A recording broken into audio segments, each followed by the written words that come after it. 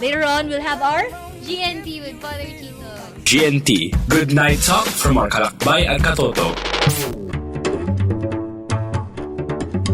Let me tell you a little story. There were two very sick men in a hospital room. Both were partially bedridden.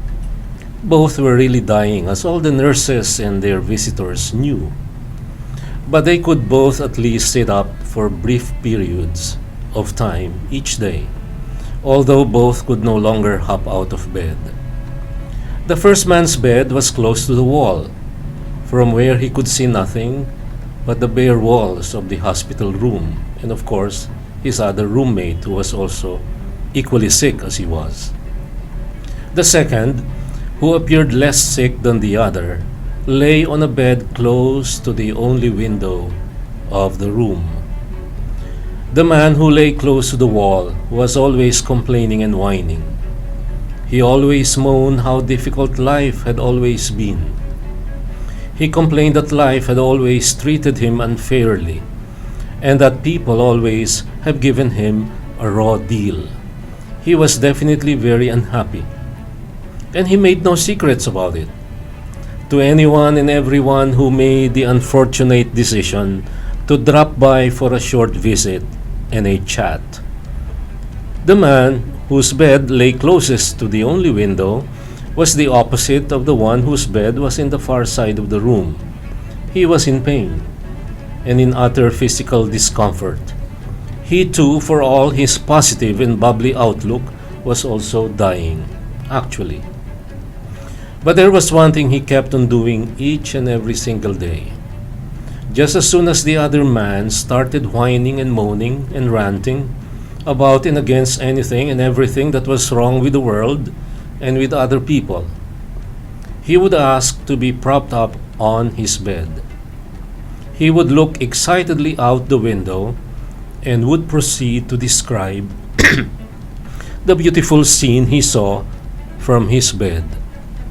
He described the children who were out in the yard, happily jumping and running, hopping and playing ball, and merrily going from swing to slide, to shooting hoops and kicking goals, giggling and shouting with glee each time.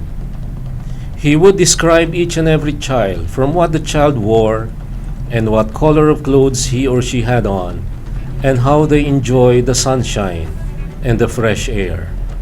And every time he described the scene, his face would light up, and a broad smile would light up his face, and would send glorious sunshine, figuratively, all the way inside the drab and dreary hospital room. The other man would stop whining. He would intently listen to the other man, but after a few minutes listening to the other man's happy stories, he would give in to crying bitter tears. And the whole round of bitter complaining would take place all over again about how bad his childhood had been, and how adults stole from him his childhood, and how beaten and broken he had always been. One morning, just when the sun was starting to spread its generous golden rays, the man who lay next to the window lay still.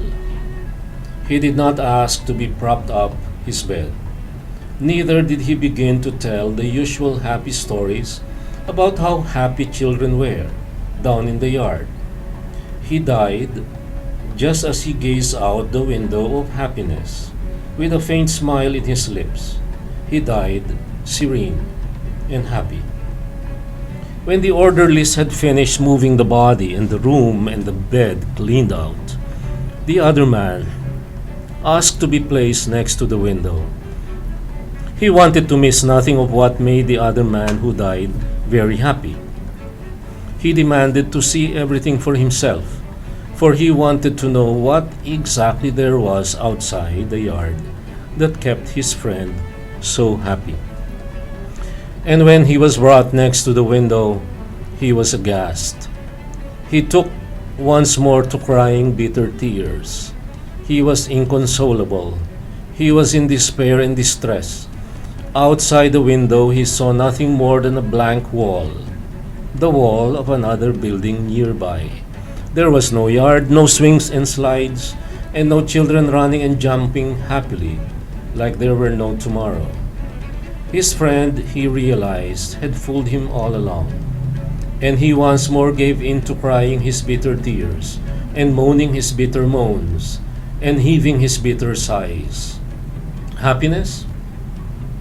I have some suggestions for you young people. Don't go looking for it outside the window. Happiness? Don't go begging for it from other people. Happiness? Don't expect others to give it to you on a silver platter. Happiness is not a commodity. Happiness is not like a depletable natural resource. Happiness does not depend on whether you have a wall beside you or a window in front of you, a nice big house to house you, or a quaint little room to shelter you. Happiness does not come from without. No, it comes from within. Happiness is not a gift to demand, but a grace to be grateful for. For happiness cannot be grabbed. It can only be received graciously as gift. And it never comes from anyone unless one has chosen and decided to be happy. Happiness, my dear young friends, is a choice. One can only be as happy as he or she has decided to be. Don't go around demanding happiness from the world, from other people, from your boss, from your wife or husband, or from your children, or from your parents. Give it, live it, love life, love grace, love God, decide, choose, just do it. If you want to be happy, be. And this, my dear young friends, is your Kalakbay at Katoto Don Chito saying thank you and good night, everybody. Nice. Good night.